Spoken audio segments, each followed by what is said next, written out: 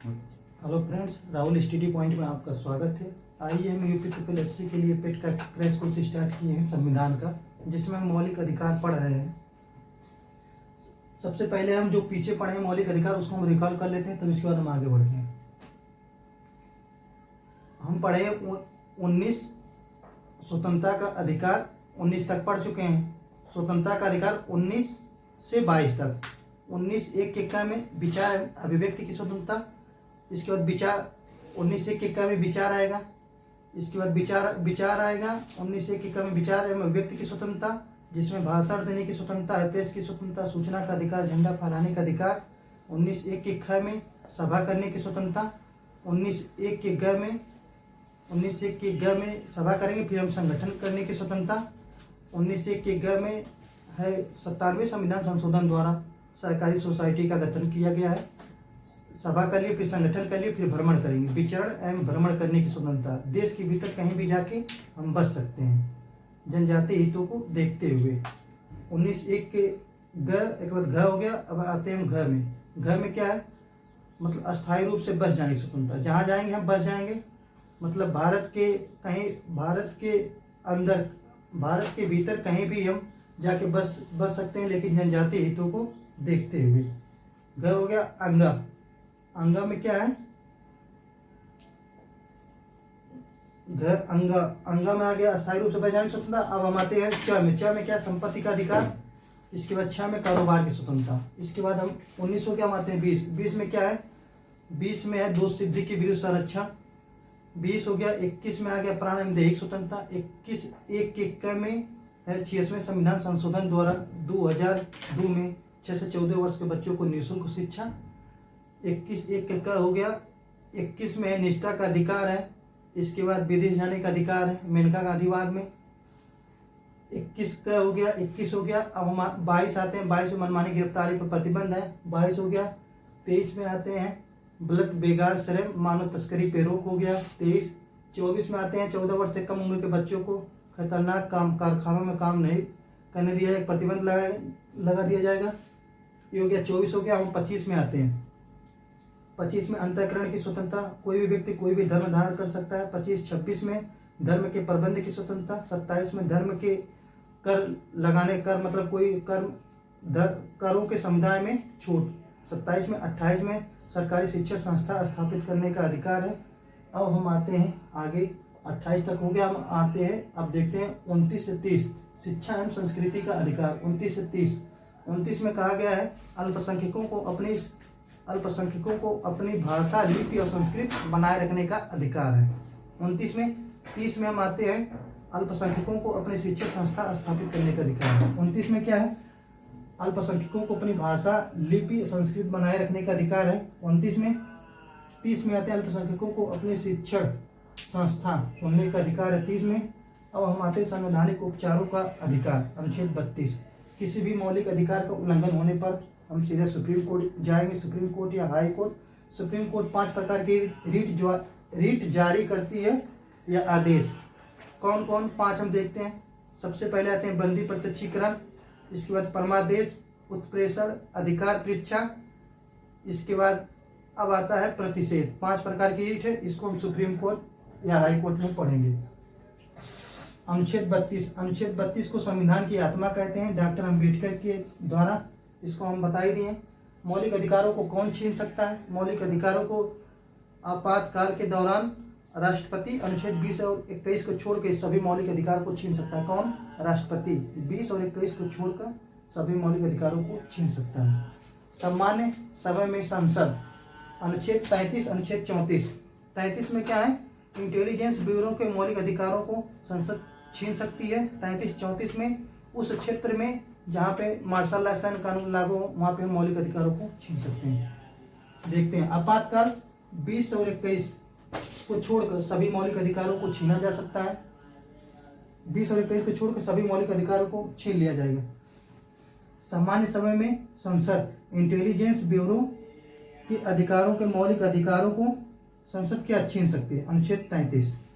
34 में क्या है, उस क्षेत्र के नागरिकों के मौलिक अधिकारों को उस क्षेत्र के नागरिकों के मौलिक अधिकारों को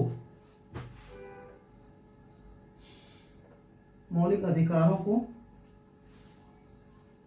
छीना जा सकता है जहां मार्शल लॉ लागू हो। ठीक। 34 में उस क्षेत्र के मौलिक अधिकारों को छीना जा सकता है जहां पे मार्शल लॉ सैन्य कानून लागू हो।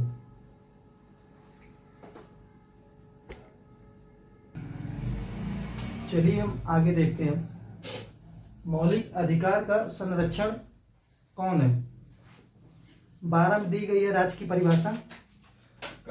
12 में राज्य की परिभाषा जैसे विधायिका, कार्यपालिका, न्यायपालिका इत्यादि।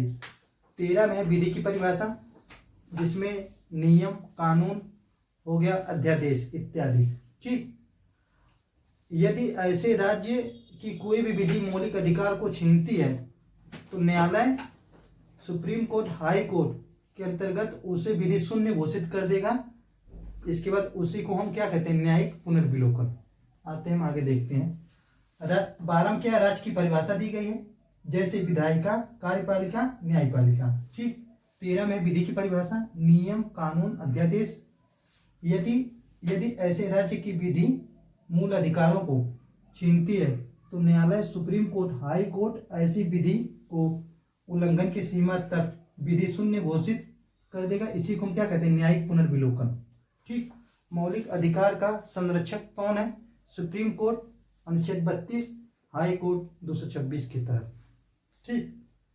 सुप्रीम कोर्ट 32, हाई कोर्ट 226 के तहत। मौलिक अधिकारों में संशोधन हम देखते हैं। गोलकनाथवाद ने 1967 में न्यायालय ने कहा संसद मौलिक अधिकार वाले भाग में संशोधन नहीं कर सकती। गोलकनाथवाद में 1967 में न्यायालय ने कहा संसद मौलिक अधिकार वाले भाग में संशोधन नहीं कर सकती। लेकिन केशवानंद भारती 1973, मिनर्वा मिन्सवाद 1980 और 81 में न्यायालय ने कहा संसद मौलिक अधिकार वाले भाग में संशोधन तो कर सकती है लेकिन मूल ढांचा में नहीं, मौलिक ढांचा में नहीं। केशवानंद भारती 1973, मिनर्वा मिन्सवाद 1980 और 81 में संसद मौलिक अधिकार वाले भाग में संशोधन कर सकती है लेकिन मौलिक ढांचा में नहीं। आते हम एक बार रिकॉल कर लेते हैं पीछे से। शिक्षा एवं संस्कृति का अधिकार 29 से 30। 29 में कहा गया है अल्पसंख्यकों को भाषा, लिपि और संस्कृति बनाए रखने का अधिकार है। 29 में। 30 में कहा गया है अल्पसंख्यकों को अपनी शिक्षण संस्था स्थापित करने का अधिकार है। 30 हो गया। अब हम आते हैं 32 में संवैधानिक उपचारों का अधिकार जिसमें किसी भी मौलिक अधिकार के उल्लंघन होने पर सीधे सुप्रीम कोर्ट जाया जा सकता है। सुप्रीम कोर्ट 5 प्रकार के रिट या आदेश देगी। नंबर 1 बंदी प्रत्यक्षीकरण, नंबर 2 परमादेश, इसके बाद उत्प्रेषण, अधिकार परीक्षा, 5वां है प्रतिषेध। इसको हम सुप्रीम कोर्ट और हाई कोर्ट में पढ़ेंगे। ये हो गया। मौलिक अधिकार छीना जा सकता है कैसे, आपातकाल के दौरान राष्ट्रपति अनुच्छेद 20 और 21 को छोड़कर सभी मौलिक अधिकार को छीन सकता है। इसके बाद सामान्य समय में संसद, इंटेलिजेंस ब्यूरो को मौलिक अधिकारों को संसद छीन सकती है। अनुच्छेद 33 उस क्षेत्र में जहां मार्शल लॉ सैन्य कानून लागू हो वहां पे संसद मौलिक अधिकारों को छीन सकती है। मौलिक अधिकार का संरक्षक कौन है, इसमें आते हैं राज्य की परिभाषा दी गई है जैसे विधायिका, कार्यपालिका, न्यायपालिका इत्यादि। इसके बाद 13 में विधि की परिभाषा जिसमें नियम, कानून, इसके बाद अध्यादेश इत्यादि। यदि ऐसे राज्य की विधि कोई भी मौलिक अधिकार को छीनती है तो न्यायालय ऐसी विधि को विधि शून्य घोषित कर देगा। इसी को हम न्यायिक पुनर्विलोकन कहेंगे। ठीक। मौलिक अधिकार का संरक्षण कौन है, अनुच्छेद 32 सुप्रीम कोर्ट, 226 हाई कोर्ट। अब हम आते हैं मौलिक अधिकारों में संशोधन जिसमें 1967 में गोलकनाथवाद ने कहा न्यायालय संसद मौलिक अधिकार वाले भाग में संशोधन नहीं कर सकती केशवानंद भारती 1973, मिनर्वा मिल्स-वाद 1980 और 81 में। न्यायालय ने कहा संसद मौलिक अधिकार वाले भाग में संशोधन तो कर सकती है लेकिन मूल ढांचा में नहीं। यहीं पे मौलिक अधिकार का ये मौलिक अधिकार यहीं पे समाप्त हो गया। अगले वीडियो में हम पढ़ेंगे नीति निषेध तत्व। अगर हमारा वीडियो पसंद आए तो कृपया लाइक, सब्सक्राइब, शेयर कीजिए। जय हिंद।